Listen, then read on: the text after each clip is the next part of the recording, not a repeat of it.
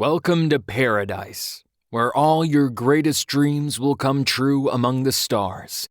On our 50-day cruise, all the luxuries of paradise will be at your fingertips. From our indoor rainforest spa to 45 dining halls. Inez gently nudged Hannah's shoulder, the first of her charges gaping at the Paradise cruise ship's bright atrium. The flashing lights, the dancing holograms, the blast of music. It was a lot to take in, but today was day 26 of the cruise. All the guests of the Paradise had long gotten used to the abundance of their accommodations.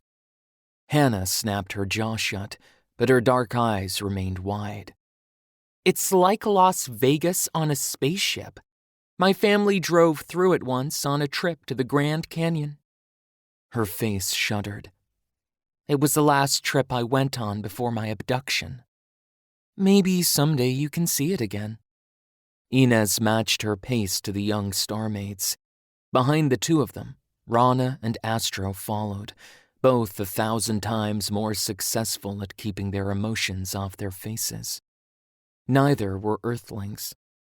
Rana a feathered Garovian, and Astro a blue-scaled Herculean. So the Paradise's Vegas theme probably didn't trigger anything more than a headache. With her 3 charges accounted for, Inez continued her scan of their surroundings.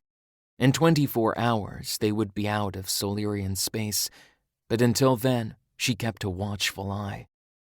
In her 2 years of smuggling star maidens out of the Solar Empire, no hunter had ever caught her or one of her charges. There had been a close call a year back, but thanks to an airlock and some minor hacking, no one had gotten hurt. Besides the Solarian hunter, that is. As they crossed the atrium, the sleek check-in desk staffed by a dozen humans in tacky red uniforms came into view. A few of the receptionists dealt with customers, but most of the Paradise's guests were too busy drinking and partying and gambling at this hour to require assistance. Hannah stumbled mid-step. What are you doing? If they scan us, they'll know we're stowaways. Inez stopped. Rana and Astro halted before they could run into the 2 women. Inez put a hand on Hannah's shoulder, twisting her so she spoke with all 3 of her charges.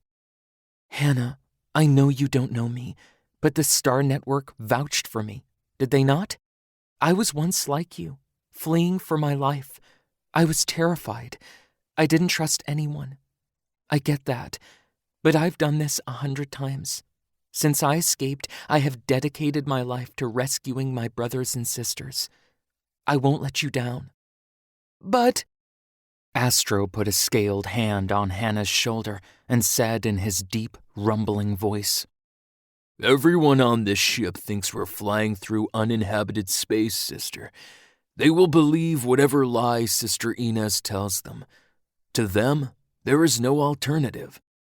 Hannah nodded, but her eyes flickered anxiously between the receptionists, the roaming guests, and the patrolling security droids. At this rate, Hannah wouldn't last another 10 minutes. Inez worried about Rana, too. The last of her charges hadn't said much in the 24 hours they had known each other. When they had switched from their violet star-made robes to the clothes Inez had stashed for this mission, Inez hadn't missed the crisscross of scars cutting through the Garovian's feathered back. All starmaids were slaves and property of the Solar Empire, but some masters were crueler than others. Inez needed to get her charges out of the public eye, stat. She faced Astro. "Stay here. Don't let either of them wander away from you." Astro nodded solemnly.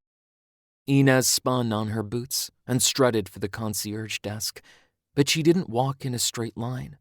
She stumbled, listing slightly to the left with a sloppy smile on her face.